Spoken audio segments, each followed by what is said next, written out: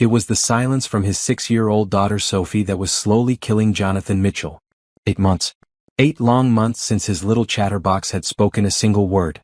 The same little girl who used to wake him at dawn with 1,000 questions about why the sky was blue and how birds learned to fly now sat like a statue in the sterile hospital corridor. Her blonde curls hung limp around her pale face, and her green eyes stared at absolutely nothing while Dr. Reynolds delivered his verdict with the detached professionalism of a man who had crushed dreams before.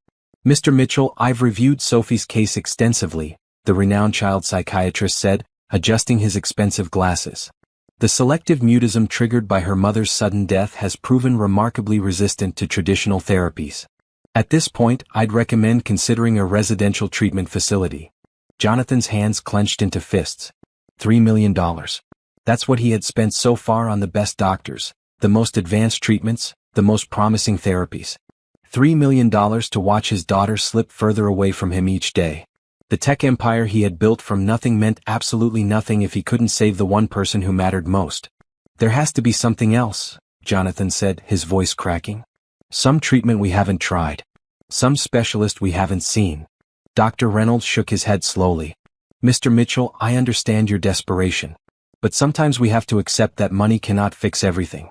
Sophie needs time and perhaps she needs to want to come back to us." "Want to come back?" The words hit Jonathan like a physical blow. Was his daughter choosing this silence? Was she so lost in grief over losing her mother that she preferred this empty world to the one where he waited for her? Sophie sat motionless in her chair, her small hands folded in her lap, wearing the yellow dress that used to be her favorite. Before the accident. Before the phone call that shattered their world. Before his wife Lisa was taken from them in a moment of twisted metal and shattered glass on a rainy Tuesday morning. The little girl who once narrated every moment of her day, who sang made-up songs about butterflies and pizza, who asked him to read just one more story every night, had vanished as completely as her mother. In her place sat this silent stranger who looked exactly like Sophie but felt like a ghost. "Daddy has to go to another meeting," Jonathan whispered to her, kneeling beside her chair. He kissed her forehead and she didn't react at all. Not even a blink. "Mrs. Peterson will take you home." The elevator ride down felt like descending into hell. Each floor that passed reminded him of another failed attempt.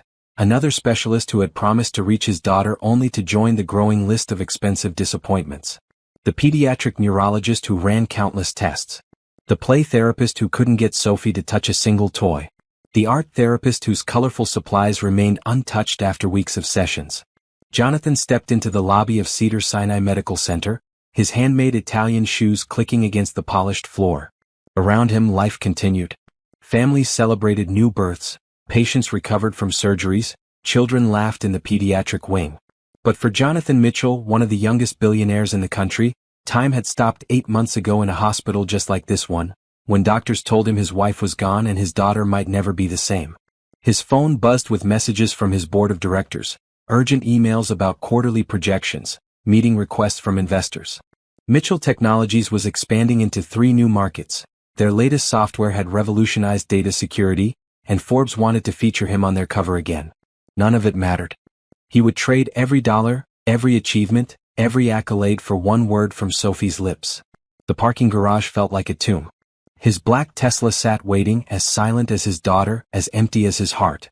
He gripped the steering wheel and let the tears come, the tears he couldn't let Sophie see, the tears he held back during every medical consultation, every failed therapy session, every night when he checked on her sleeping form and prayed she would wake up as his little girl again. What would you do if your child stopped speaking and no amount of money could bring back their voice? Have you ever felt completely helpless despite having every resource at your disposal? If this story resonates with you, please subscribe and let me know in the comments what you think Jonathan should do next. Your support means everything as we follow this journey together. Amara Johnson pushed her cleaning cart down the pediatric hallway at 6 a.m., just as she had every morning for the past 2 years. Her chocolate-brown skin glowed under the harsh fluorescent lights, and despite the early hour, her warm smile was ready for anyone who needed it. The yellow cleaning uniform couldn't hide her natural beauty or the quiet strength that seemed to radiate from her every movement. Most people looked right through her. To them, she was invisible, just another member of the cleaning staff who emptied trash cans and mopped floors. They didn't know she had been 2 semesters away from her nursing degree before life decided to rewrite her plans. They didn't know she studied medical journals in her spare time or that she could spot a fever before most residents. They certainly didn't know that every night after her son Tyler fell asleep, she still dreamed of wearing scrubs instead of a janitor's uniform. This morning was different though. As she rounded the corner near the child psychiatry wing, she saw him again. The blonde little girl who sat perfectly still in the same chair every Tuesday and Thursday, her father pacing nearby like a caged animal. Amara had been cleaning these halls for months, watching this same scene play out with different doctors, all promising miracles that never came. The father was handsome, she couldn't deny that. Tall with dark hair that was always perfectly styled, wearing suits that probably cost more than she made in 3 months. But it was the desperation in his eyes that caught her attention. The way he looked at his daughter like she held his entire world in her small hands. Amara recognized that look. She wore it herself every time Tyler got sick and she couldn't afford to miss work to take him to the doctor. "Another one bites the dust," whispered Nancy, one of the nurses, as she passed by Amara's cart. "That's Dr. Reynolds walking out. Probably told the dad there's nothing more he can do. Poor little thing hasn't said a word since her mom died in that car crash." Amara's heart squeezed. She knew about losing parents. Her own mother had died when she was 16, leaving her to raise herself and eventually Tyler when his father disappeared before his first birthday. But she also knew something these expensive doctors didn't seem to understand. Sometimes healing couldn't be bought. Sometimes it came from the simplest places. As she cleaned the waiting area, Amara watched the little girl from the corner of her eye. Sophie she had heard the father call her. Such a pretty name for such a sad child. The girl's posture was perfect, her hands folded, her face turned toward the window but not really seeing anything. It was like she had built walls so high that nothing could reach her. Amara had seen this before, in her own reflection after her mother's funeral. The way grief could make you disappear from your own life, make you so afraid of feeling anything that you chose to feel nothing at all. "Mrs. Johnson," Dr. Harrison called out as he passed by.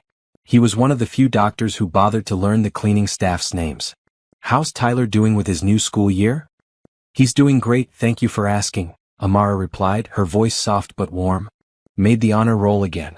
That boy is determined to be a doctor someday.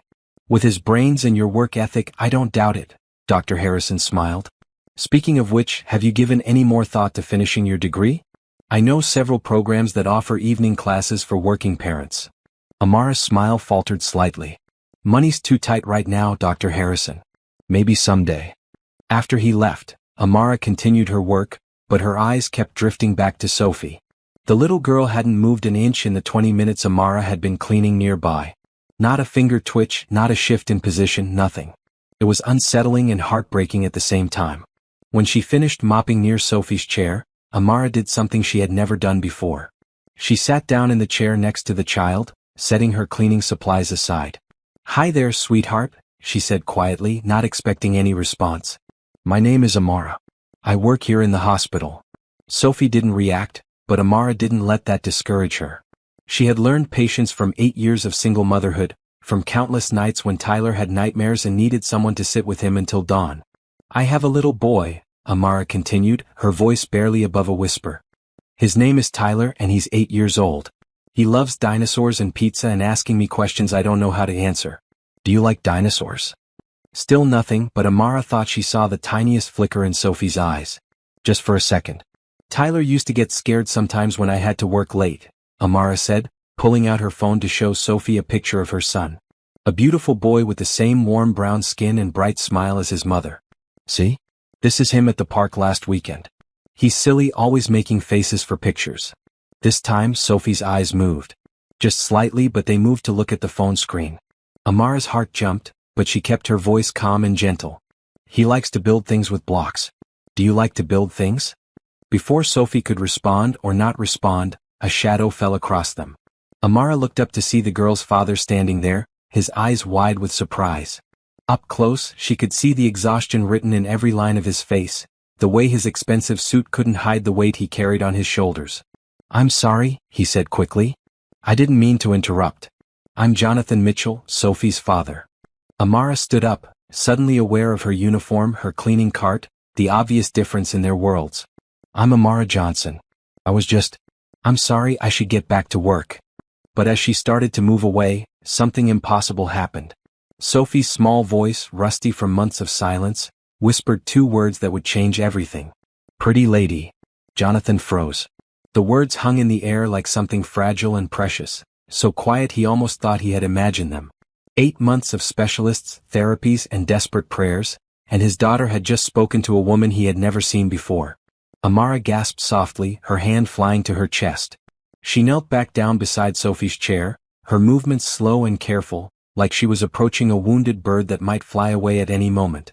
"Did you say something, sweetheart?" Amara asked gently. Sophie's green eyes met Amara's brown ones for the first time in months. Really met them, not the blank stare she had perfected for doctors and therapists and her own father. Her small voice came again, clearer this time. "You're a pretty lady." Jonathan's knees went weak.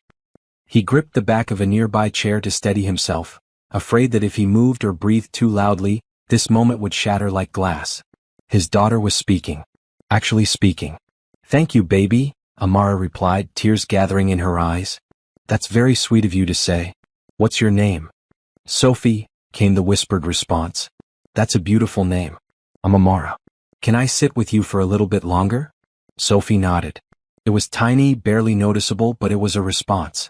An actual response from his daughter who had been locked in silence for so long. Amara settled back into the chair beside Sophie, seemingly unaware that she had just accomplished what millions of dollars in medical care couldn't. "Sophie, do you want to see more pictures of my son Tyler? He's really funny." Another nod. Jonathan watched in amazement as Amara scrolled through photos on her phone, showing Sophie pictures of a smiling boy at playgrounds, birthday parties, doing homework at their small kitchen table. With each picture, Sophie leaned a little closer, her posture relaxing for the first time in months. "Tyler loves to read," Amara said softly. "Do you like books?" "I used to," Sophie whispered. Jonathan's heart clenched. Used to. Past tense. Like everything good in his daughter's life had ended the day her mother died. "What kind of books did you like?" Amara asked. "Stories about princesses. And animals.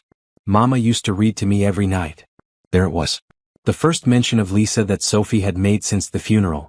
Jonathan had tried countless times to talk to her about her mother, but Sophie had always gone completely silent, shutting down even more than usual. "Your mama sounds like she was very special," Amara said. "She was," Sophie's voice grew even quieter. "She's in heaven now. I bet she was beautiful just like you." Sophie looked up at Amara with those serious green eyes. "My mama went away. She can't come back." "I know, sweetheart. My mama went away too when I was not much older than you are now." Jonathan watched as something shifted in his daughter's expression. A recognition maybe. Or understanding that she wasn't alone in her pain. "Did you cry?" Sophie asked. "Yes, baby. I cried a lot. It's okay to cry when someone we love goes away." "I don't want to cry," Sophie said firmly. "Why not, sweetheart?" "Because if I cry, Daddy cries too. And Daddy's sad enough." Jonathan's breath caught in his throat. All this time, his 6-year-old daughter had been trying to protect him. Trying to carry her grief alone so she wouldn't add to his. The realization hit him like a physical blow. Amara glanced up at Jonathan, her eyes full of understanding and compassion. Then she turned back to Sophie. "You know what Tyler told me when his goldfish died last year?" Amara asked. Sophie shook her head. "He said that crying is how our hearts clean themselves. Like when you wash your face but for the inside part of you. And you know what? After he cried for his goldfish, he was able to remember all the happy times they had together." "Really? Really? And I think your mama would want you to remember the happy times too. Can you tell me one happy thing you remember about your mama?" Sophie was quiet for a long moment, but not the empty silence Jonathan had grown accustomed to. This was the silence of someone searching for the right words. "She made really good pancakes," Sophie finally said. "With faces on them. The eyes were blueberries and the mouth was strawberries." "That sounds delicious," Amara smiled. "And fun. She always made them on Sundays. We would eat them in bed and watch cartoons." Jonathan remembered those Sunday mornings. He had often joined them, the three of them crowded into the big bed with sticky fingers and cartoon laughter filling the room. He had thought those days would last forever. "Those sound like very special memories," Amara said. "I bet when you think about those pancakes you can almost taste them." Sophie nodded, and for the first time in 8 months, Jonathan saw something that looked almost like a smile on his daughter's face. "Amara," Sophie said suddenly. "Yes, sweetheart? Will you be here tomorrow?" "I work here every Tuesday and Thursday morning," Amara replied carefully. "Can I see more pictures of Tyler tomorrow?" "Of course you can." Sophie settled back in her chair, but she looked different now. Less statue-like. More like a little girl again, even if just for a moment. Jonathan stood there in stunned silence, watching this woman who cleaned floors perform a miracle that Harvard-trained psychiatrists couldn't manage.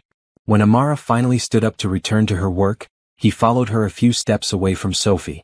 "I don't know how to thank you," he said quietly, his voice thick with emotion. "You don't need to thank me," Amara replied, but Jonathan could see she was shaken by what had just happened too. "No, you don't understand," Jonathan insisted. "That's the most she's spoken since her mother died. You just gave me my daughter back." Amara looked over at Sophie, who was still sitting in her chair but now looking around the hallway with curious eyes instead of empty ones. "She's a special little girl," Amara said softly. "She just needed someone to understand her pain instead of trying to fix it." Jonathan realized in that moment that this beautiful woman who emptied his daughter's silence had also filled his heart with something he thought he had lost forever. Over the next 2 weeks, Jonathan arranged his schedule around Amara's cleaning shifts. Every Tuesday and Thursday morning, he would bring Sophie to the hospital early, not for another expensive consultation, but to sit in the hallway and wait for a woman in a yellow uniform who was working magic with nothing but kindness. Sophie began speaking more each time. Still quietly, still carefully, but she spoke. She told Amara about her favorite stuffed animal, a bear named Mr. Buttons that had been her mother's when Lisa was a little girl. She talked about missing her old bedroom in their house before they moved to the penthouse apartment because Daddy thought a change would help. She even asked questions about Tyler and his school and his friends. But it was today, on a rainy Thursday morning, that everything changed completely. Jonathan sat in his usual chair, pretending to read emails on his phone while actually listening to every word between his daughter and the woman who was slowly bringing her back to life. Today, Amara had brought actual photos of Tyler, printed ones she could leave with Sophie. "This one is from his school play last month," Amara was saying, showing Sophie a picture of her son dressed as a tree. "He was very serious about being the best tree he could be." Sophie giggled. It was a sound Jonathan hadn't heard in so long that it made his eyes water. His daughter was actually giggling. "He looks funny," Sophie said, studying the picture carefully. "He is funny. Maybe someday you could meet him. Would you like that?" Sophie nodded enthusiastically. "Could he come here?" "Well, he goes to school during the day, but maybe on a weekend." "Amara," Sophie interrupted, looking up at the woman who had become the most important person in her world over the past 2 weeks. "Yes, sweetheart." And then Sophie said the words that would echo in Jonathan's heart forever. "I wish you were my mommy." The hallway went completely silent. Amara's breath caught, and Jonathan felt like the world had stopped spinning. Other people might have been uncomfortable with such a statement from a grieving child, but Amara just knelt down and took Sophie's small hands in hers. "Oh, sweetheart," she said gently. "That's a very special thing to say. My real mommy is in heaven," Sophie continued matter-of-factly. "But maybe I could have a new mommy too? Someone who makes pancakes and reads stories and doesn't go away." Jonathan's hands were shaking. He set his phone aside and walked over to where they sat, kneeling down beside his daughter. "Sophie," he said softly. She turned to look at him with those serious green eyes. "Daddy, can Amara be my new mommy? She's nice and she makes me feel better, and she has Tyler who could be my brother." Jonathan looked up at Amara, seeing the tears in her eyes, the way she was struggling with how to respond to his daughter's innocent but complicated request. "Sweetheart," Jonathan began carefully, "being someone's mommy is very special. It means—" "I know what it means," Sophie interrupted with 6-year-old certainty. "It means loving someone forever and taking care of them and being there when they're scared. Amara already does that." Out of the mouths of babes. Jonathan realized his daughter had just defined love more clearly than he ever could. He looked at Amara, really looked at her. The way she had sat with Sophie every week without being asked. The patience she showed, the genuine care in her eyes. The way she had somehow reached his daughter when no one else could. And he realized something that took his breath away. He was falling in love with her. Not just gratitude for what she had done for Sophie. Not just attraction to her obvious beauty. But real, deep, consuming love for this woman who had shown more wisdom and compassion in 2 weeks than all his expensive specialists had in 8 months. "Amara," he said quietly, "could we talk privately for a moment?" She nodded, touching Sophie's cheek gently. "I'll be right back, sweetheart." They moved a few steps away but stayed where Sophie could see them. Jonathan ran his hands through his hair, trying to find the right words. "I owe you everything," he began. "What you've done for Sophie, there's no way I can ever repay you. Mr. Mitchell, I don't want anything in return. I love spending time with Sophie. She reminds me of myself at that age. Jonathan, he corrected. Please call me Jonathan. And I know you don't want anything, but I want to give you something anyway. I want to offer you a job. Amara blinked in surprise. A job? As Sophie's caregiver. Full-time. I'll pay you whatever you want, give you health insurance, education benefits for Tyler. You could go back to school, finish your nursing degree if you want. Whatever it takes. I don't know what to say. Say yes, please. Sophie needs you, and honestly. He took a deep breath. I think I need you too. Amara looked over at Sophie, who was watching them intently from her chair. What exactly would you want me to do? Help her heal. Help her grow. Help her remember how to be a little girl again. You've already done more for her than anyone else has been able to do. And Tyler? I couldn't take a job that meant I couldn't be there for my son. Bring him with you. Sophie would love to have a friend. I have plenty of room. Amara was quiet for a long moment, and Jonathan held his breath, realizing that his entire future happiness might depend on her answer. Mr. Mitchell. Jonathan, she corrected herself. That's incredibly generous. But I have to ask, why? Really, why? Jonathan looked at his daughter, then back at this amazing woman who had given him hope again. Because in 2 weeks you've given me more than 8 months of specialist could. You've given me my daughter back. And you've shown me something I thought I'd lost forever. What's that? The possibility of happiness again. Amara's eyes filled with tears. I accept your offer. With gratitude. More gratitude than you know. From across the hallway, Sophie clapped her hands together and called out clearly, Does this mean Amara can be my mommy now? Jonathan and Amara looked at each other and laughed, both crying happy tears. We'll see, sweetheart, Jonathan called back to his daughter. We'll see. But looking at Amara's smile, he was beginning to think they both already knew the answer. 3 days later, Amara stood in the doorway of the guest house on Jonathan's Malibu estate, holding Tyler's hand and trying not to let her jaw drop to the floor. The small house was bigger than the apartment she and Tyler had shared for the past 5 years, with a full kitchen, 2 bedrooms, and a view of the Pacific Ocean that belonged in magazines. Mom, is this really where we're going to live? Tyler whispered, his 8-year-old eyes wide with amazement. For now, baby, Amara replied, still processing that this was actually happening. 3 days ago, she had been a hospital janitor struggling to pay rent. Now she was the caregiver for one of the richest men in the country, living in a house that most people could only dream of. Amara. Tyler. Sophie's voice rang out across the perfectly manicured lawn as she ran toward them, followed by Jonathan walking at a more measured pace. The little girl who had been silent for months was practically bouncing with excitement. Tyler moved slightly behind his mother, suddenly shy in the face of such wealth and such an enthusiastic greeting from a girl he had only seen in pictures. Tyler, this is Sophie, Amara said gently, encouraging her son forward. Sophie, this is Tyler. Hi, Sophie said, beaming up at the boy who was almost 2 years older than her. Do you want to see my room? It has a balcony and everything. Tyler looked up at his mother, who nodded encouragingly. Okay, he said quietly. As the children headed toward the main house, Jonathan caught up with Amara. Today he was dressed casually in jeans and a polo shirt, looking more like a regular dad than a billionaire CEO. It made him somehow more attractive, more real. How was your last day at the hospital? He asked. Bittersweet, Amara admitted. Dr. Harrison said to tell you that you're getting the best unofficial nurse on the West Coast. Jonathan smiled. I believe it. Sophie hasn't stopped talking about Tyler coming to live here. Yesterday she asked Mrs. Peterson to make sure the guest house had kid food in the kitchen. Kid food. Apparently that means fruit snacks and chocolate milk. Amara laughed, feeling some of her nervousness ease. Tyler will be thrilled. He lives on fruit snacks. They walked toward the main house together, and Amara tried not to stare at everything around her. The estate was enormous but somehow still felt warm and welcoming. Nothing like the cold, sterile perfection she had expected from a billionaire's home. Jonathan, she said as they climbed the steps to the front door, I need you to know something. He stopped and turned to look at her, concern creasing his forehead. What is it? I've never done anything like this before. I mean, I've taken care of kids my whole life, starting with myself when I was too young.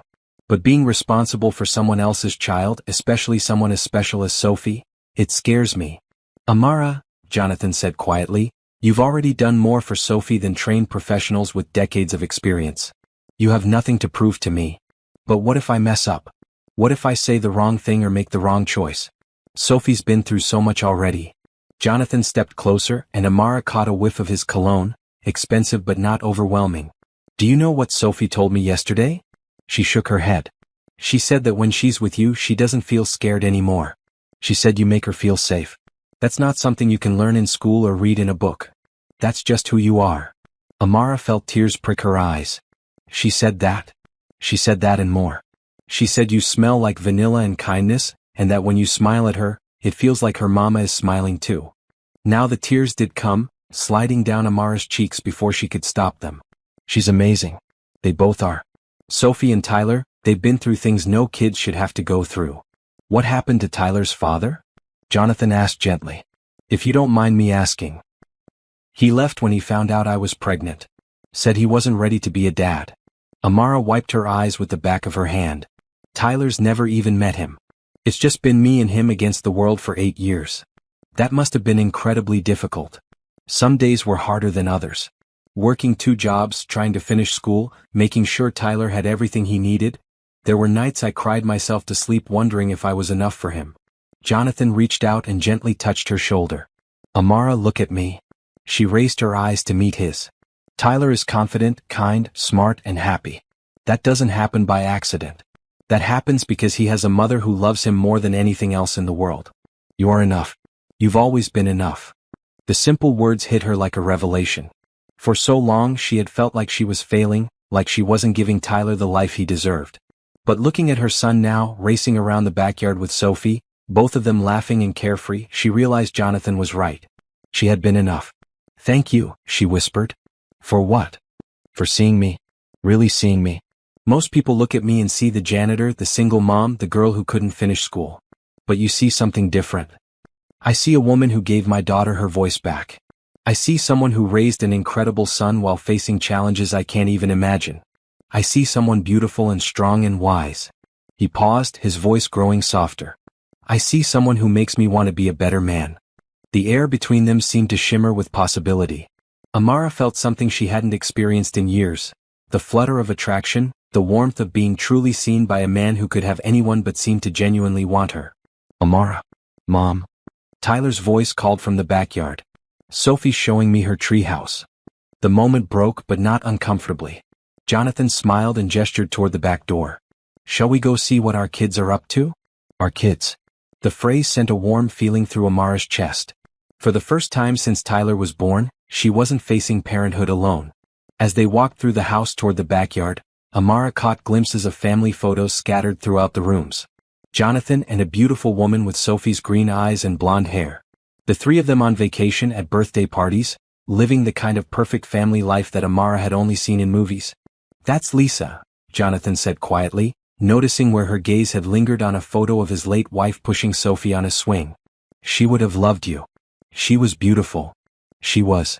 And she was kind like you. She would have been happy that Sophie found someone who could help her heal. They reached the back door and stepped onto a deck that overlooked a backyard that seemed to go on forever. Tyler and Sophie were indeed at her elaborate treehouse, with Sophie acting as tour guide and Tyler listening with rapt attention. They look happy, Amara observed. They look like brother and sister already, Jonathan replied. And they did.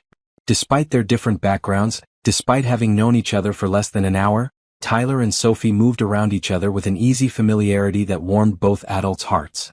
Jonathan, Amara said as they watched the children play. Yes. Thank you. For this opportunity, for trusting me with Sophie, for giving Tyler a safe place to grow up. I promise I won't let you down. Jonathan turned to look at her, his expression serious but warm. Amara, I need you to understand something. This isn't charity. This isn't me doing you a favor. You're giving me and Sophie something we desperately needed. A chance to be a family again. If anyone should be grateful, it's me. As if to prove his point, Sophie's laughter rang out across the yard, clear and joyful and alive. The sound of a little girl who was learning to live again, thanks to a woman who had shown her that love could come in many forms. Amara smiled and settled into her new life, not knowing that the best was yet to come. 6 weeks into their new arrangement, Amara was beginning to understand just how different her world and Jonathan's really were. It wasn't just the money, though that was certainly part of it. It was everything from the way he spoke on business calls in languages she didn't recognize to the casual way he mentioned flying to New York for lunch meetings. Amara, I need to travel to Tokyo next week for the software launch, Jonathan said over breakfast, barely looking up from his tablet where stock prices scrolled across the screen. Will you and Tyler be comfortable staying here with Sophie while I'm gone? Of course, Amara replied, buttering Tyler's toast while simultaneously braiding Sophie's hair. How long will you be gone? 4 days, maybe 5 if the meetings run long. 4 days in Tokyo like it was a trip to the grocery store. Amara had never been on an airplane in her life, and Jonathan was discussing international business travel like other people talked about commuting to work. Can Tyler come to my school today? Sophie asked, oblivious to her father's jet-setting plans. I want to show him the library. Sophie goes to a private academy, Jonathan explained to Amara. Very exclusive. Tyler would be welcome to visit anytime. Amara watched her son's face carefully. Tyler was a bright kid, but he attended public school in a neighborhood that wasn't known for its educational excellence. She worried about him feeling out of place in Sophie's world of privilege. That sounds fun, buddy, she told Tyler, who nodded but didn't seem as enthusiastic as she had hoped. Later that morning, after Jonathan left for his office and the children were settled with their tutoring sessions, Mrs. Peterson approached Amara in the kitchen. Miss Johnson, the older woman said kindly, Mr. Mitchell wanted me to give you this. She handed Amara a credit card. For anything you or Tyler need. Clothes, books, whatever you think is appropriate. Amara stared at the black card with her name embossed in silver letters. I don't think I should. Honey, Mrs. Peterson said gently, I've worked for Mr. Mitchell for 3 years since right after Mrs. Lisa died. I've never seen him as happy as he's been these past few weeks. You and Tyler have brought life back to this house. Let him take care of you the way you're taking care of Sophie. That afternoon, Amara found herself at an upscale children's boutique in Beverly Hills with both kids, feeling completely out of place among the perfectly dressed mothers who looked like they stepped out of fashion magazines. The saleswoman's smile was polite but cool when she took in Amara's simple jeans and Target blouse. Can I help you find something? The woman asked with barely concealed condescension. We need some clothes for my son, Amara replied, trying to keep her voice steady. School clothes, play clothes, whatever 8-year-old boys need. The woman's expression shifted slightly when she saw the black card in Amara's hand. Suddenly, the smile became more genuine, the service more attentive. Of course. Right this way. We have a lovely selection in the boys section. Tyler, meanwhile, was staring at price tags with wide eyes. Mom, he whispered, tugging on her sleeve. This t-shirt costs $80. That's more than our electric bill. Amara's heart clenched. Her son was learning too quickly about the vast differences in how people lived. But before she could respond, Sophie piped up. Tyler, it doesn't matter how much it costs. Daddy says when you love someone you want them to have nice things. And we love you. The simple sincerity of the statement, coming from a 6-year-old who had been through so much loss, brought tears to Amara's eyes. This little girl was accepting Tyler as family with the pure heart that only children possessed. That evening, after the children had gone to bed in their respective rooms, Amara found Jonathan in his home office, working on his laptop with papers scattered across the mahogany desk. How was the shopping expedition? He asked, looking up with a smile that made her pulse quicken. Educational, Amara replied, settling into the leather chair across from his desk. I'm not sure I'll ever get used to spending that kind of money on children's clothes. But Tyler needed things, right? And you found what you were looking for. We did. Thank you. Again. I feel like that's all I say to you anymore. Jonathan closed his laptop and gave her his full attention. Amara, can I ask you something? Sure. Are you happy here? Really happy? Because you seem tense lately. Like you're waiting for the other shoe to drop. Amara looked around the office with its first edition books and priceless artwork, then back at Jonathan in his custom-made shirt that probably cost more than she used to make in a month. I am happy, she said carefully. Sophie is flourishing, Tyler is adjusting better than I hoped, and you've been incredibly generous. But sometimes I feel like I'm living in a fairy tale, and fairy tales don't usually end well for people like me. Jonathan leaned back in his chair, studying her face. What do you mean, people like you? Come on, Jonathan. We both know what this is. I'm the help. Yes, you pay me very well and you treat me kindly, but at the end of the day, I'm an employee. Someone you hired to take care of your daughter. Is that really what you think? His voice was quiet, almost hurt. What else should I think? Look around you. Look at this house, your cars, your life. I clean offices for a living. I shop at thrift stores and use coupons. We're from completely different worlds. Jonathan stood up and walked around the desk, stopping in front of her chair. Amara, look at me. Reluctantly, she raised her eyes to meet his. You're not the help. You're not an employee. You're... He paused, seeming to struggle for the right words. You're the woman who saved my daughter's life. You're the person who brought laughter back into this house. You're someone who makes me remember what it feels like to want to come home at the end of the day. Jonathan. No, let me finish. Yes, I have money. Yes, I can buy expensive clothes and fly to Tokyo on a whim. But you know what I couldn't buy? Peace for my daughter. Hope for our future. The feeling that life was worth living again. You gave me all of that.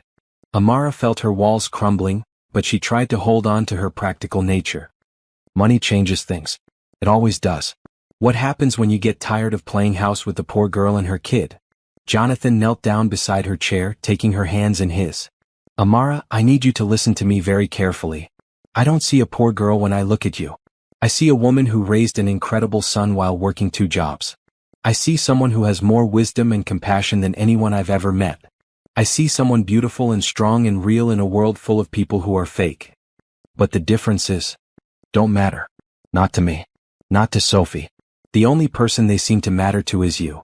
Amara looked down at their joined hands, his so soft and manicured, hers showing the wear of years of hard work. I'm scared, she admitted quietly. Of what?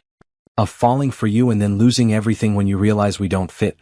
Of Tyler getting attached to this life and then having it taken away. Of Sophie getting hurt again. Jonathan squeezed her hands gently. What if instead of focusing on all the ways it could go wrong, we focused on how right it feels when we're together? Before Amara could respond, a small voice interrupted from the doorway. Amara? I had a bad dream. They turned to see Sophie in her princess pajamas, clutching Mr. Buttons and rubbing her eyes. Oh, sweetheart, Amara said, immediately standing up and going to the little girl. Come here. Sophie wrapped her arms around Amara's waist and buried her face against her stomach. I dreamed you went away and didn't come back. I'm not going anywhere, baby girl, Amara whispered, stroking Sophie's hair. I promise. Do you promise? Like forever promise. Amara looked up at Jonathan, who was watching them with an expression of such love and longing that it took her breath away. I promise, she said softly, and meant it with every fiber of her being. As she carried Sophie back to bed, Amara realized that somewhere along the way, she had stopped thinking about Jonathan's world and her world. Somehow, without her noticing, they had just become their world. The first, I love you, happened on a Tuesday morning in October, 3 months after Amara and Tyler had moved into the guest house. It wasn't planned or dramatic or surrounded by romantic music. It happened while Amara was making pancakes shaped like dinosaurs for Tyler and butterflies for Sophie, both children chattering excitedly about their upcoming school field trip to the Natural History Museum. Jonathan walked into the kitchen already dressed for work, his hair still damp from his shower, and stopped short when he saw the scene in front of him. Amara at the stove, flour in her curls, laughing at something Tyler had said while Sophie stood on her tiptoes trying to peek at the pancakes. It was so perfectly domestic, so beautifully normal, that it took his breath away. Good morning, family, he said without thinking. 3 faces turned toward him with matching smiles, and that's when it hit him like a lightning bolt. This was his family. Not just Sophie anymore, but all of them. Tyler with his gap-toothed grin and endless questions about how computers worked. Amara with her gentle strength and the way she could solve any problem with patience and love. They were his family, and he loved them with a fierce completeness that scared and thrilled him in equal measure. Good morning, sleepyhead, Amara teased, sliding a plate of perfectly golden pancakes in front of him. You're usually up before all of us. I stayed up too late reading quarterly reports, he admitted, but he couldn't take his eyes off her face. The way the morning light caught the gold flecks in her brown eyes. The way she moved around his kitchen like she belonged there. Daddy, look. Sophie held up her butterfly pancake. Amara made the wings purple, just like the ones we saw at the botanical garden. It's beautiful, princess, he said, but he was still looking at Amara. She must have noticed his intense stare because she raised an eyebrow at him. What's wrong? Do I have flour on my face? I love you. The words came out before he could stop them, hanging in the suddenly quiet kitchen. Tyler looked up from his dinosaur pancake with interest, Sophie grinned like she had been waiting for this moment forever, and Amara went completely still. You. She started, then stopped, her hand clutching the spatula like a lifeline. I love you, Jonathan repeated, standing up and walking toward her. I love the way you sing while you cook. I love how you never lose patience with their million questions. I love that you see the best in everyone. I love your laugh and your strength and the way you make everything better just by being here. Tyler, with the directness that only children possess, looked between the adults and asked, "Does this mean you're going to get married?" "Tyler." Amara gasped. "What?" "Sophie and I already talked about it. We think you should get married so we can be a real family." Sophie nodded enthusiastically. "And then Tyler would really be my brother and you could really be my mommy and daddy wouldn't be sad anymore." Jonathan's heart clenched at his daughter's words. Had he still seemed sad to her? He thought he had been getting better at hiding his grief, but leave it to a 6-year-old to see right through adult pretenses. "Sweetheart," he said to Sophie, "I haven't been sad in a long time. Not since Amara came into our lives." "But you still miss Mama," Sophie said with the matter-of-fact wisdom of childhood. "I'll always miss Mama," Jonathan agreed. "She was very special. But missing her doesn't mean I can't love Amara too. Hearts are big enough to hold lots of love." Sophie considered this seriously, then nodded. "Like how I love Mr. Buttons and my new teddy bear from Amara. I don't love Mr. Buttons less because I love the new bear too." Exactly like that. Throughout this entire exchange, Amara had remained frozen by the stove. Finally, Tyler got up from his chair and tugged on her free hand. "Mom, are you okay? You look weird." That broke the spell. Amara laughed, a sound somewhere between joy and panic. "I'm fine, baby. Just surprised." "Good surprised or bad surprised?" Sophie asked anxiously. Amara looked at Jonathan, then at both children who were watching her with expectant faces, then back at Jonathan. "Good surprised. Very good surprised. Does that mean you love Daddy too?" Sophie pressed. "Sophie," Jonathan warned gently, "let Amara think." "Yes," Amara interrupted softly. "Yes, I love your daddy too." The kitchen erupted in cheers from both children. Sophie jumped up and down clapping while Tyler high-fived the air like his favorite football team had scored a touchdown. "This is the best day ever," Sophie declared. "Can we call Grandma and Grandpa and tell them?" Jonathan's parents had been cautiously supportive when he told them about Amara, though he suspected his mother had some reservations about the speed of their relationship. They had met Amara and Tyler twice now, and while they were always polite, there was a certain reserve there that concerned him. "Let's let the grown-ups talk first, Princess," he said diplomatically. After breakfast, the children went to get ready for school, leaving Jonathan and Amara alone in the kitchen. She was washing dishes with unnecessary intensity, and he could see the tension in her shoulders. "Hey," he said gently, coming up behind her and placing his hands on her waist. "Talk to me." "I can't believe I just said that in front of the kids," she murmured without turning around. "Said what? That you love me?" "It's complicated, Jonathan." He turned her around to face him, taking the dish towel from her hands. "Why is it complicated?" "Because love isn't always enough. Because I'm terrified of messing this up. Because your children are watching us and I don't want to promise them something I might not be able to deliver." "What makes you think you might not be able to deliver?" Amara sighed, leaning back against the counter. "Your parents." That wasn't what he had expected her to say. "My parents.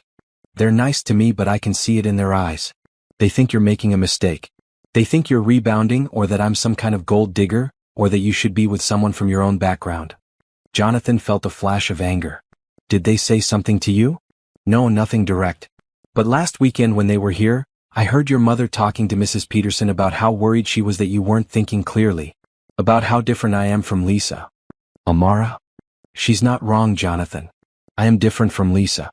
I didn't go to college, I don't know which fork to use at fancy dinners, I've never been to Europe or owned a pair of shoes that cost more than $50. None of that matters to me. But it matters to the world you live in. Your business associates, your friends, your family. They're all going to wonder what you see in me." Jonathan cupped her face in his hands, forcing her to meet his eyes. "Do you want to know what I see in you?" She nodded reluctantly. "I see the woman who taught my daughter to laugh again. I see someone who works 3 times harder than anyone I know and never complains. I see a mother who would do anything for her child. I see someone who makes me want to be worthy of her love. Jonathan. I see my future Amara.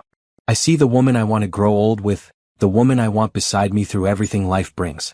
I see home." Tears were streaming down her face now. "I'm so scared of losing this. Of losing you and Sophie and this feeling of belonging somewhere."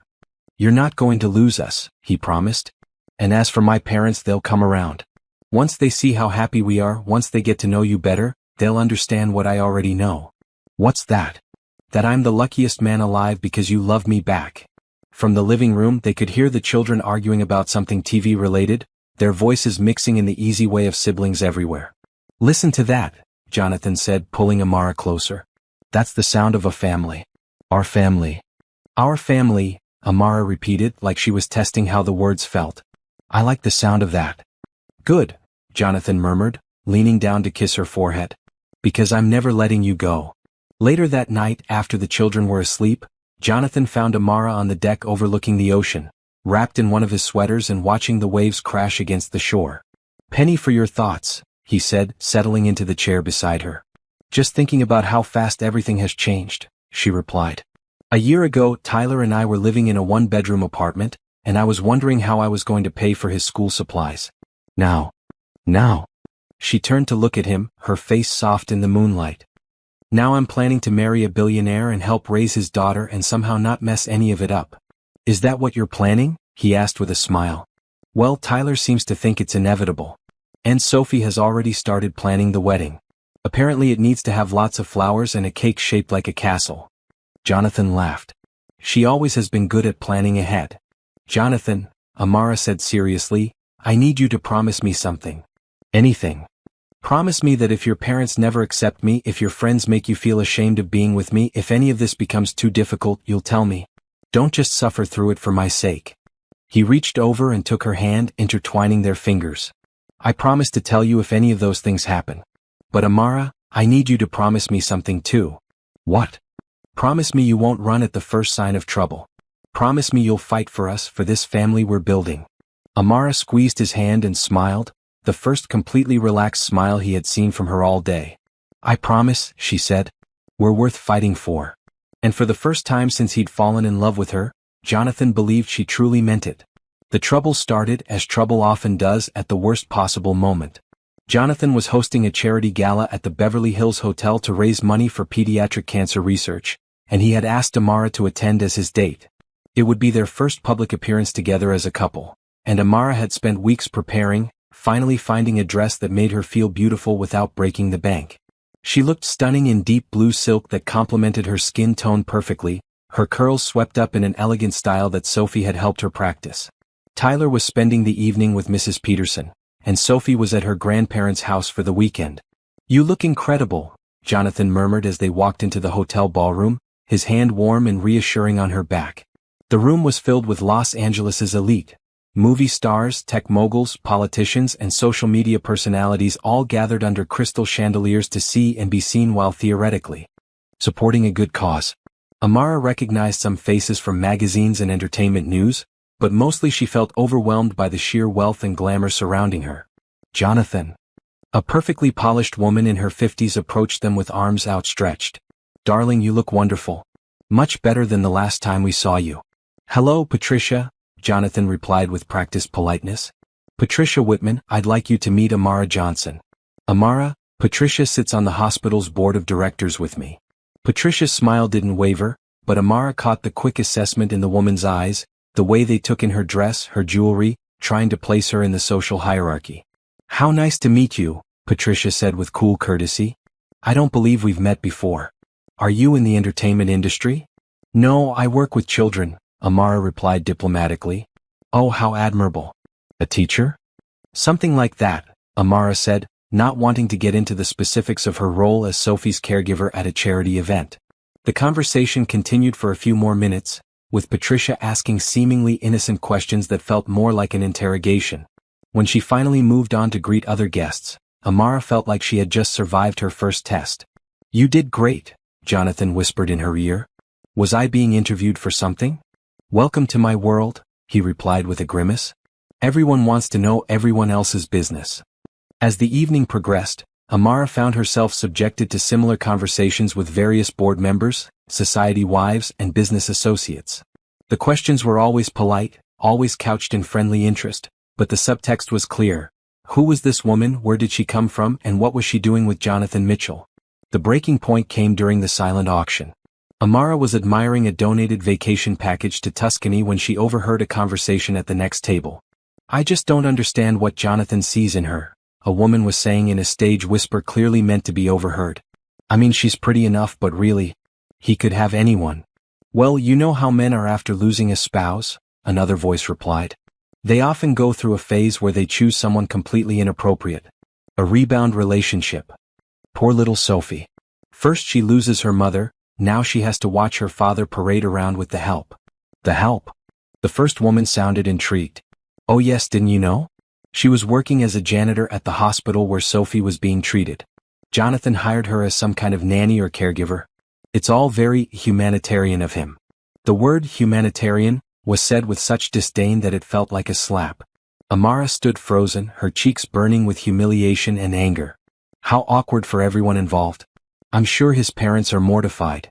Well, Margaret Mitchell has always been very proper. I can't imagine she approves of her son's charity case. Charity case. The words echoed in Amara's head as she walked quickly toward the ladies' room, needing to escape before she did something she would regret.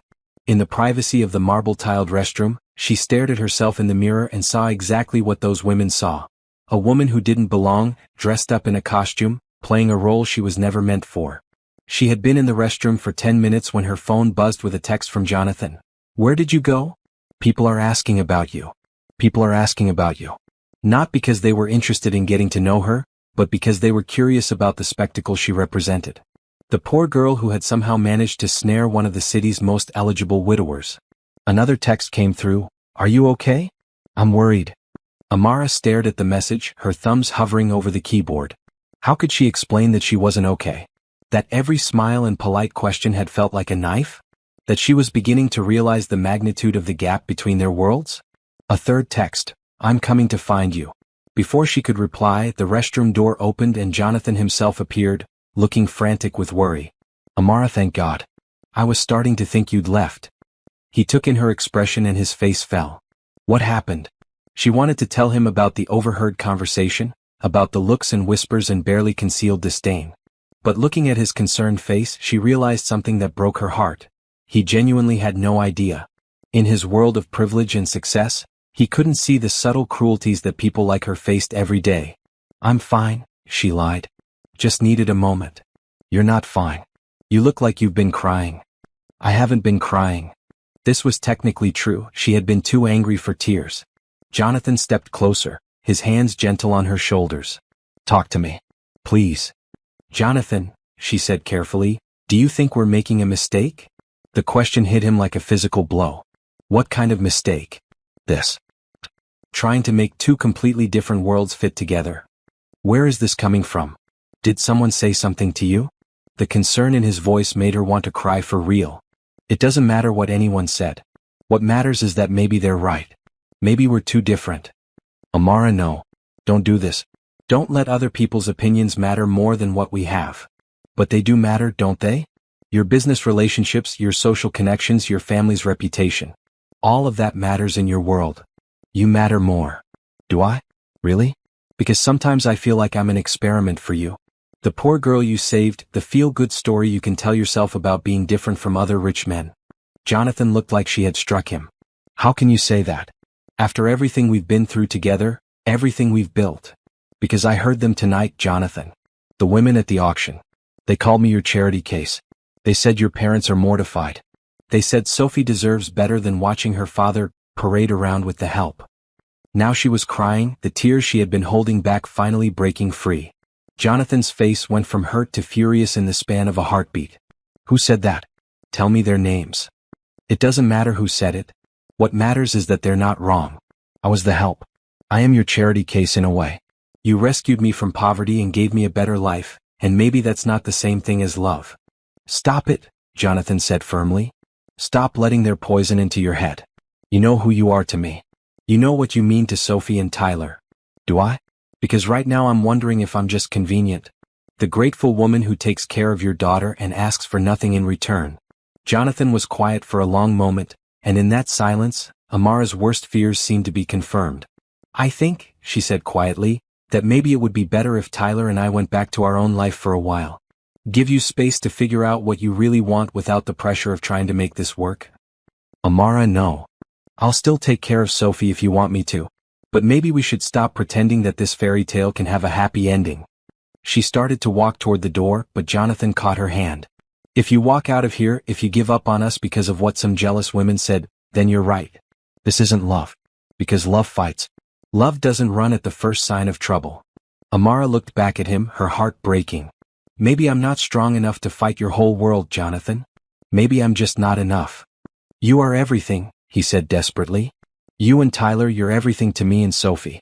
Please don't do this. But Amara was already walking away, leaving behind the man she loved and the life she had begun to believe could be hers. Outside the hotel, as she waited for her Uber in her beautiful blue dress, she wondered if she had just made the biggest mistake of her life. But she also wondered if she had finally faced the truth she had been avoiding, that some gaps were just too wide to bridge, no matter how much love tried to span them. Have you ever felt like you didn't belong somewhere, even when people you cared about wanted you there? Sometimes the hardest battles aren't against others, but against our own fears and insecurities. If you're invested in Jonathan and Amara's story, please subscribe to see how this unfolds. Will love be enough to overcome the obstacles they're facing? Share your thoughts in the comments below. Jonathan stood in the hotel bathroom for 20 minutes after Amara left, trying to process what had just happened. The woman he loved had just walked out of his life because of cruel gossip and his own inability to protect her from it. When he finally emerged, the charity gala was still in full swing, but he felt like he was moving through a nightmare. Jonathan. Patricia Whitman appeared at his elbow again. Where's your lovely date? I wanted to introduce her to my daughter. She had to leave, he said curtly, scanning the room with new eyes. How many of these people had been talking about Amara behind his back? How many had seen her as entertainment, a curiosity to be dissected and discussed? Oh, what a shame. I hope she didn't feel uncomfortable. These events can be overwhelming for people who aren't used to them. The casual condescension in Patricia's tone made Jonathan's blood boil. People who aren't used to them? Well, you know what I mean. People from different backgrounds. No, I don't know what you mean. Why don't you explain it to me? Patricia seemed to sense his mood shift and began backtracking. I just meant that charity galas can be intimidating. I didn't mean anything. Yes, you did, Jonathan interrupted, his voice carrying across the nearby conversations. You meant exactly what you said. And I want you to know that Amara Johnson has more class, intelligence and genuine compassion in her little finger than most of the people in this room combined. Several conversations stopped as people turned to stare. Jonathan realized he didn't care. Furthermore, he continued, his voice growing stronger, any business or personal relationships I have that can't accept the woman I love are relationships I no longer need. With that, he turned and walked out of the ballroom, leaving behind a room full of shocked faces and whispered speculation. The drive home felt endless. Jonathan kept checking his phone, hoping for a text from Amara, but there was nothing. When he finally pulled into his driveway, the guest house was dark except for one small lamp in the living room window. Mrs. Peterson met him at the front door, Tyler beside her looking confused and worried. Mr. Mitchell, she said gently. Tyler asked if he could wait up for his mother. He said she seemed upset when she left for the party. Jonathan knelt down to Tyler's level. Hey buddy, your mom is fine. Sometimes grown-ups have difficult nights. Is she coming home? Tyler asked with 8-year-old directness. The word, home, hit Jonathan like a punch to the chest. This was Tyler's home now.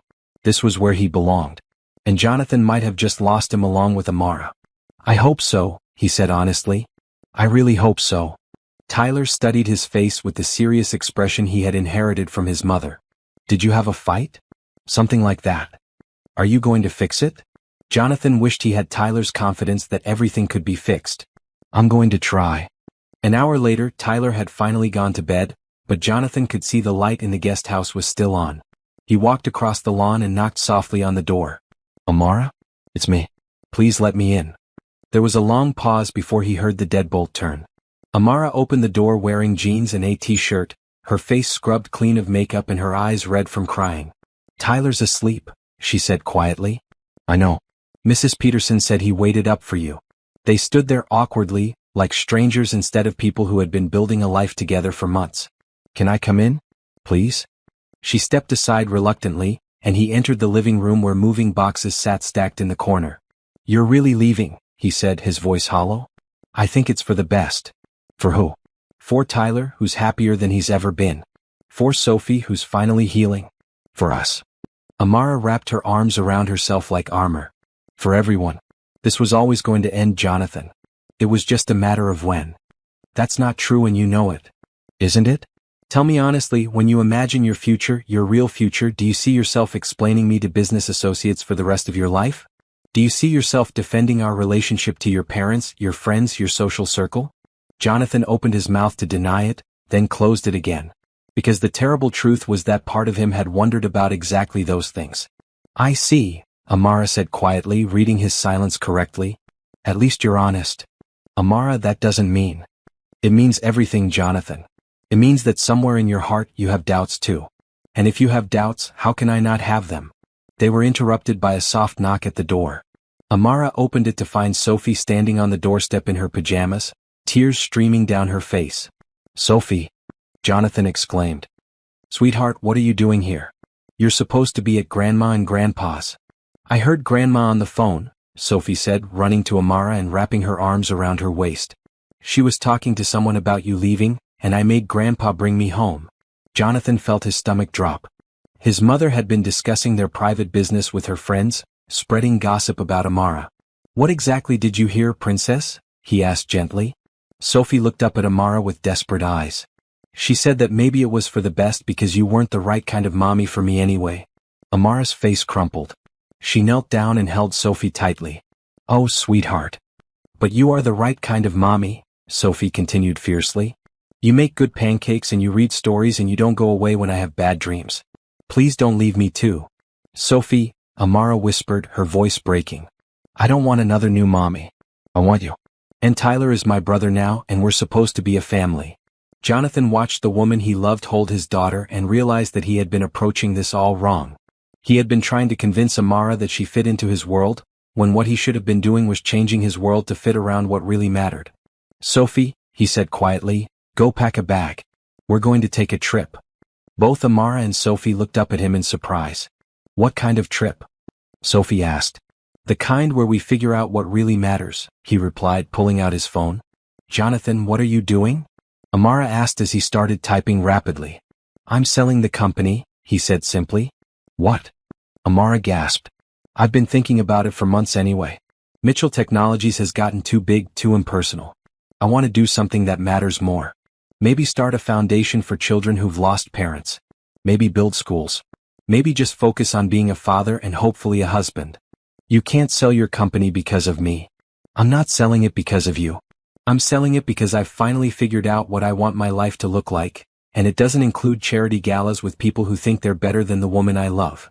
Sophie clapped her hands together. Does this mean Amara's not leaving? Jonathan looked at Amara, his heart in his eyes. That depends on whether she's brave enough to let me prove that she's wrong about us being from different worlds. How? Amara whispered. By building our own world. Together. Just the four of us and anyone else who wants to be part of a family that's based on love instead of social status. Jonathan. I love you, Amara. Not because you saved Sophie, not because you're convenient, not because I'm trying to be humanitarian. I love you because when I'm with you, I remember who I want to be. I love you because you make me laugh and challenge me and show me what really matters. Sophie looked between the adults hopefully. So are we staying together? Amara looked down at the little girl who had become her daughter in every way that mattered, then up at the man who had given her a love she never thought she deserved. Tyler, she called toward his bedroom. Come out here, please. A moment later, Tyler appeared, rubbing sleep from his eyes. What's going on? Why is Sophie here? Are we moving? That's what we need to decide together, Amara said. As a family. Tyler looked around the room at the three people who had become his world. I vote we stay together. I like it here. I like having Sophie as my sister. I vote we stay together too, Sophie added firmly. And I think Daddy should ask Amara the question. What question? Jonathan asked, though his heart was racing because he suspected he knew. The question where you ask her to marry you, Sophie said with 6-year-old impatience. Tyler and I already talked about it. We think you should do it now before she changes her mind again. Jonathan laughed despite everything, reached into his pocket and pulled out a small velvet box. You had this with you? Amara gasped. I've been carrying it for 3 weeks, waiting for the right moment, he admitted. I was going to ask you tonight at the gala, but then everything went wrong. Maybe everything had to go wrong so we could figure out what was right, Amara said softly. Jonathan dropped to one knee right there in the guest house living room, with both children as witnesses and tears streaming down everyone's faces. Amara Johnson, he said, will you marry me? Will you let me spend the rest of my life proving that we don't need anyone else's approval to be happy? Will you help me raise these amazing kids and maybe a few more along the way? Yes, she whispered, then louder, yes, yes, yes. As he slipped the ring onto her finger and Sophie and Tyler cheered, Amara realized that she had been wrong about fairy tales. Sometimes they did have happy endings. Sometimes love really was enough to bridge any gap, overcome any obstacle, and create its own perfect world. 6 months later, on a perfect Saturday morning in May, Amara stood in front of the mirror in the bridal suite at the Four Seasons, hardly recognizing herself. The woman staring back at her wore a simple but elegant ivory dress that flowed like water when she moved, her hair swept up in soft curls with tiny white flowers tucked throughout. She looked like a bride. More importantly, she felt like one. "Mom, you look like a princess," Tyler said from behind her, handsome in his first real suit with a blue tie that matched Sophie's flower girl dress. "Do I look okay?" she asked, suddenly nervous. "You look perfect," Sophie declared, carefully carrying her basket of rose petals. "Daddy is going to cry when he sees you. He always cries at happy parts in movies." Amara laughed, feeling the last of her nervousness disappear. This was right. This was exactly how it was supposed to be.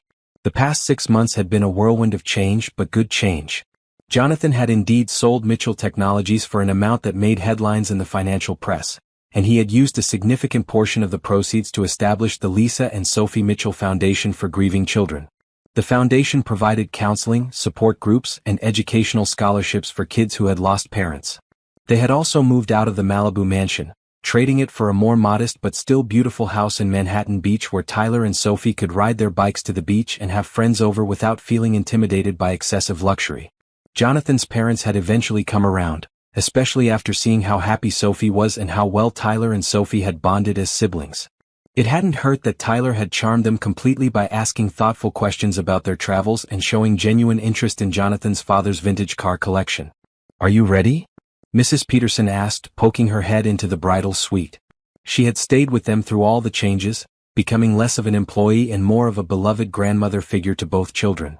"Ready," Amara confirmed, taking Tyler's hand on one side and Sophie's on the other. The ceremony was being held in the hotel's garden terrace, overlooking the Pacific Ocean. Jonathan had wanted something simple and intimate, just close friends and family who truly mattered to them. About 50 people in total, including Tyler's teacher who had become like a second mother to him, Dr. Harrison from the hospital who had helped connect Jonathan with grief counseling resources, and several families from the foundation who had become genuine friends.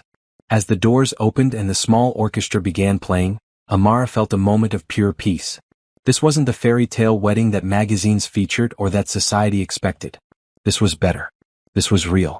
Tyler walked her down the aisle with the serious concentration of a boy determined to do his most important job perfectly. Sophie preceded them, scattering rose petals with artistic precision and waving at guests like the confident little girl she had become. But when Amara saw Jonathan waiting for her at the altar, everything else faded away. He wore a simple black tuxedo and had tears in his eyes just as Sophie had predicted. But what took Amara's breath away was the expression on his face. Pure, uncomplicated joy. "You look incredible," he whispered as Tyler placed her hand in his. "So do you," she whispered back. The ceremony itself was a blur of happiness. They had written their own vows, and Jonathan's made her cry despite her determination not to ruin her makeup. "Amara," he said, his voice steady and sure, "you gave me back my daughter and showed me that love doesn't have to end when tragedy strikes. You taught me that family isn't about blood or status or meeting other people's expectations. It's about choosing each other every day and building something beautiful together." When it was her turn, Amara looked out at the small gathering of people who had become her chosen family, then back at Jonathan. "I used to think I wasn't enough," she said. "Not smart enough, not successful enough, not sophisticated enough. But you showed me that love isn't about being enough for the world. It's about being perfect for each other. You and Sophie and this beautiful life we're building, you are more than I ever dared to dream." When the minister pronounced them husband and wife, Sophie and Tyler cheered so loudly that they could probably be heard on the beach below. The reception was held on the same terrace, with dinner and dancing as the sun set over the ocean. Jonathan's first dance with his new wife was to At Last by Etta James, and Amara felt the truth of those lyrics in her bones. At last she was where she belonged. "No regrets," Jonathan murmured as they swayed together. "Only one," she replied. His face fell slightly. "What?" "That it took us so long to find each other." His smile returned in full force. Well, we have the rest of our lives to make up for lost time. Later in the evening, as the party was winding down, Amara found herself sitting at a table with Tyler and Sophie, watching Jonathan talk with some of the Foundation families. A little girl who had lost her mother 6 months ago was showing him a drawing she had made, and he was giving it the same serious attention he would give a business presentation. He's going to be a good dad to other kids too, Tyler observed, following her gaze. He already is, Sophie added. Did you know he reads bedtime stories to kids at the grief support group sometimes? Amara hadn't known that, but it didn't surprise her. Jonathan had thrown himself into the Foundation work with the same intensity he had once brought to building his business empire, except this time the motivation was love instead of ambition. Mrs. Mitchell, a voice said behind her. Amara turned to find Dr. Harrison approaching with a warm smile. That's going to take some getting used to, she laughed. I wanted to thank you, he said, sitting down beside her. What you've done for Jonathan and Sophie and what you've both done with the Foundation, it's remarkable. We're just trying to help kids the way someone helped Sophie. It's more than that. You've shown that healing doesn't always come from medical interventions or expensive therapies. Sometimes it comes from simple human connection and unconditional love. As if to prove his point, Sophie jumped up from her chair and ran to greet another Foundation family that had just arrived. The little girl she hugged had been in the program for 2 months, and under Sophie's enthusiastic friendship, she was beginning to smile again. She's become quite the little ambassador, Dr. Harrison observed. She says that if she can help other kids not be scared anymore, then something good came from her mama dying, Tyler explained with the matter-of-fact wisdom he had developed over the past year. That's a very mature way to think about it. Sophie's always been mature, Tyler said loyally. Even when she couldn't talk, she was thinking about important stuff. As the evening drew to a close, the four of them found themselves alone on the terrace, looking out at the moonlight dancing on the waves. Tyler had fallen asleep in his chair, and Sophie was curled up in Jonathan's lap, fighting to keep her eyes open. I think it's time to get these two home, Jonathan said softly. Home. Their home, where Tyler's artwork hung on the refrigerator next to Sophie's, where movie nights involved building blanket forts in the living room, where Sunday mornings meant pancakes in bed for everyone. Are you happy, Mrs. Mitchell? Jonathan asked as they walked toward the car, carrying their sleepy children. Deliriously happy, Amara replied. Are you? I didn't know I could be this happy, he admitted. Sometimes I wake up and can't believe this is my life.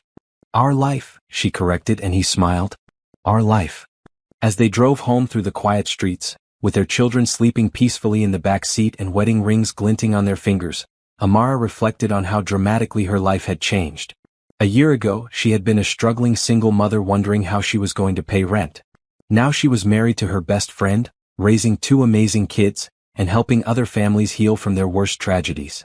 But the most important change wasn't the house or the financial security or even the wedding ring. The most important change was that she finally understood what she had always been worth. Not because of what she owned or what she achieved or who she married, but because of who she was. A woman who loved fiercely, who worked hard, who never gave up on the people who mattered to her. Amara, Sophie's sleepy voice came from the back seat. Yes, sweetheart. Are you really my mommy now? Like forever and ever? Forever and ever, Amara confirmed. Both of you. You're stuck with me. Good, Sophie murmured, already drifting back to sleep. I love you, Mommy. Tyler, not to be outdone even in his sleep, mumbled, Love you too, Mom. And you, Dad. Jonathan's hand found Amara's in the darkness of the car, and he squeezed gently. Thank you, he whispered. For what? For taking a chance on us. For believing that love was enough. For giving me the family I never knew I needed. Thank you for seeing me when I was invisible to everyone else. Thank you for showing me what I was worth. Thank you for loving me exactly as I am.